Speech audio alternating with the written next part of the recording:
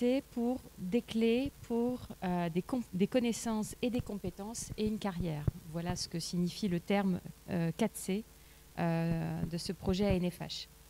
Au niveau de cette conférence, qui va durer à peu près 1h30, on va déjà prendre le temps de vous expliquer ce que recouvrent les compétences clés. On parle de compétences clés, de compétences de base, de compétences socles. Donc on va revoir avec vous un peu cette terminologie et la préciser. Et puis ensuite, on verra avec vous, vous êtes cadre, donc vous êtes amené à avoir des agents qui pourraient avoir des difficultés sur les savoirs de base. Et le plus difficile finalement, c'est de réussir à les repérer. Comment repérer des agents en difficulté. C'est ce qu'on verra ensuite. Et ensuite, ce qui est encore plus difficile, c'est comment aborder le sujet avec eux. Quand on sent une difficulté sur une compétence de base, c'est comment réussir à indiquer à l'agent qu'on a repéré cette difficulté et ensuite à l'accompagner sur le développement de ses compétences. Donc c'est ce qu'on verra sur les points 2 et 3.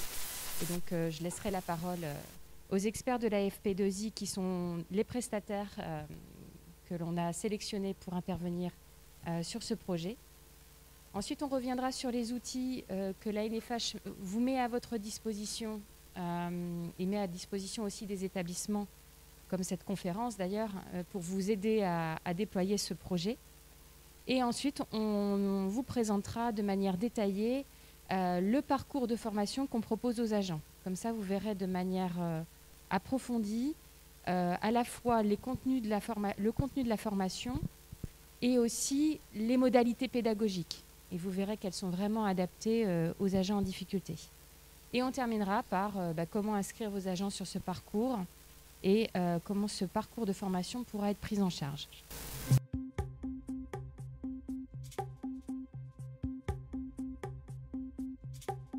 Les compétences clés permettent à toute personne de s'intégrer socialement et dans l'emploi, mais aussi de s'épanouir personnellement et d'exercer une citoyenneté active. Elles sont mobilisées par tous les métiers et tout au long de la vie. On en identifie 8.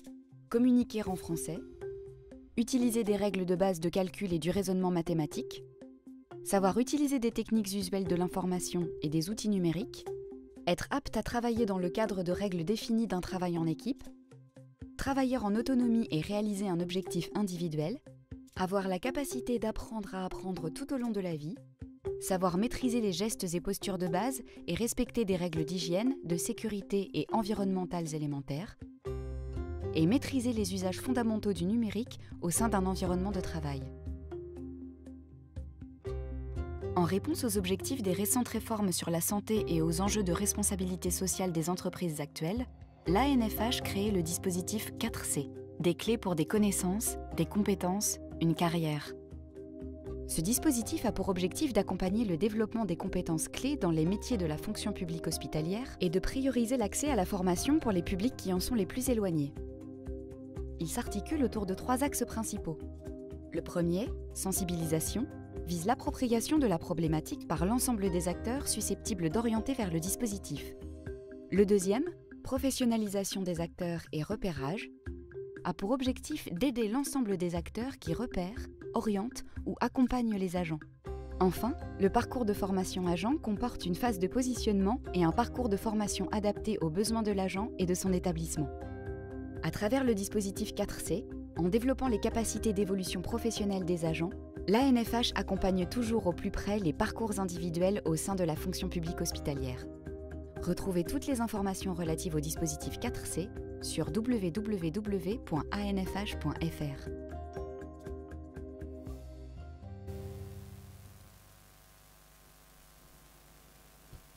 Voilà, petite vidéo introductive de présentation du dispositif 4C.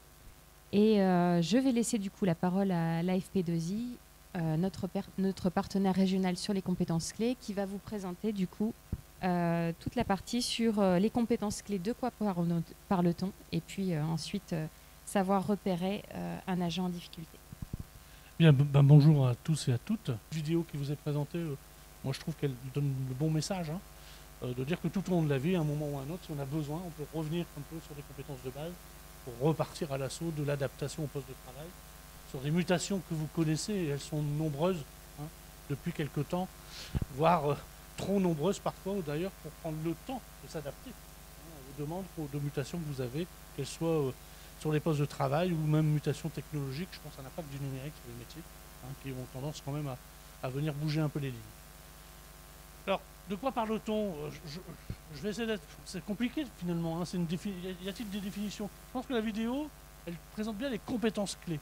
Les compétences clés, c'était l'ambition à l'échelle européenne que tout citoyen, tous les habitants de l'Europe puissent avoir effectivement toutes ces compétences clés acquises. Et donc on a commencé là effectivement par des compétences clés à l'échelle européenne. Puis on est arrivé en France, on s'est dit, attention, il faut aller vers du socle. Alors c'est quoi la différence? La différence, c'est qu'on a pris quelques domaines des compétences clés et on a ajouté quelques domaines liés à votre activité professionnelle, c'est l'entreprise ou le poste de travail. Où là, on a fléché plutôt, on va dire, des compétences liées à la tenue du poste de travail, avec effectivement une certification qui s'appelle CLEA. L'idée étant que pour ceux qui n'ont pas du tout de diplôme, ou qui n'ont que des petits diplômes, puissent certifier le fait qu'ils ont des compétences acquises leur permettant de s'adapter tout au long de la vie et suivre les formations, on va dire, d'adaptation permanente dans l'entreprise avec l'employeur. On a l'Agence nationale de lutte contre l'illettrisme qui, elle, a travaillé sur un référentiel parce qu'on a, bien sûr, différents niveaux d'apprentissage. On va avoir, nous, de notre point de vue, 4 niveaux. Alors, difficulté à repérer ou pas, on en rediscutera tout à l'heure, parce que finalement, au bout du bout, on est sur des publics qui sont parfois de faible niveau de qualification ou peu qualifiés et qui ont eu une histoire avec l'école ou les études un peu perturbées. Ce qui fait qu'effectivement, le rapport à l'apprentissage du français reste parfois, on va dire, un peu faible. Et donc, on a là à travailler sur les maîtrises de savoir de base, avec effectivement une graduation de 4 degrés. Alors, le premier degré, on est vraiment sur quelqu'un qui ne saurait pas lire et écrire, voire bien sûr lire complètement. C'est, je vous rassure, quand même très rare. Ça arrive encore, mais c'est très rare, c'est très marginal.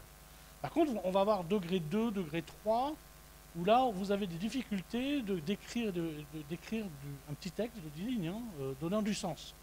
Là, c'est plus courant.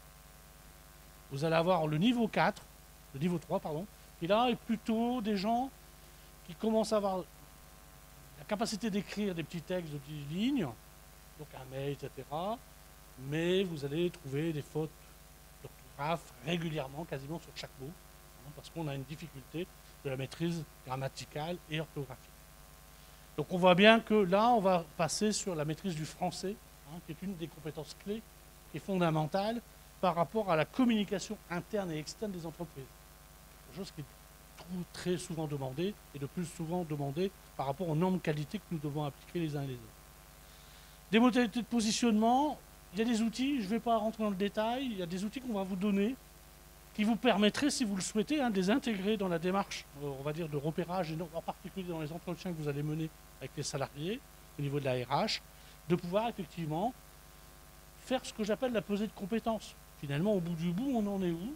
On maîtrise bien, on ne maîtrise pas, on a repéré des difficultés, on n'ose pas en parler. Voilà, là, on a l'occasion, peut-être à travers un outil de positionnement, de mieux repérer les besoins des personnes pour pouvoir effectivement monter en compétences et monter surtout en compétences vis-à-vis du poste de travail que vous souhaitez lui donner ou l'affecter l'année suivante. Des modalités de déploiement de dispositifs, on va y revenir. La chance que vous avez avec la NFH, de mon point de vue professionnel, c'est qu'on vous permet de faire aussi des parcours personnalisés. Ça, je trouve que voilà, c'est important parce qu'on va pouvoir travailler au rythme de chacun en termes d'apprentissage. Et vous avez du collectif, mais des petits groupes. Donc voilà, donc on a des conditions pédagogiques, de mon point de vue vis-à-vis de la NFH, sont assez intéressantes pour faire en sorte que les gens puissent être en confiance rapidement et travailler en compétences très rapidement en termes de degré de, on va dire, de progression. Je parle sous le contrôle de ma formatrice.